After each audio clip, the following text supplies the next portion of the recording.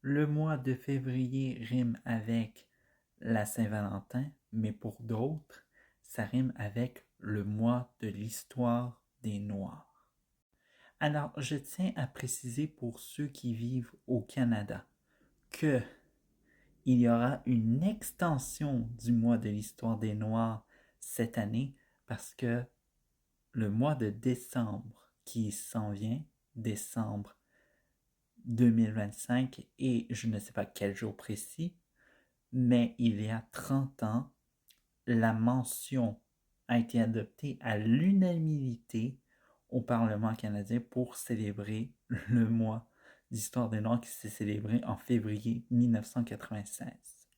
Même que je pense qu'il est temps que je vous raconte ou même que je vous décolonise comment on en est rendu à célébrer le mois de l'histoire des Noirs au Canada. Alors, il faut retourner dans les années 1970 en Ontario. L'Ontario Black History Society propose cette idée à la ville de Toronto. Et l'idée a été comme genre acceptée.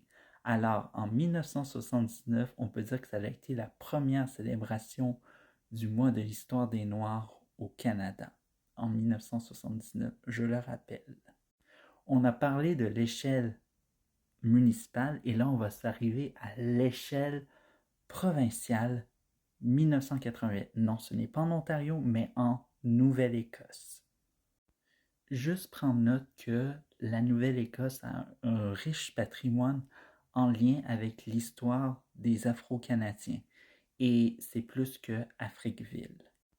Et là, on s'en va à l'échelle nationale. Nous sommes dans les années 1990. La députée fédérale de la région de Toronto, Jen Augustine, propose cette idée qu'on célèbre le mois de l'histoire des Noirs à travers le pays. Et ça a été adopté à l'unanimité.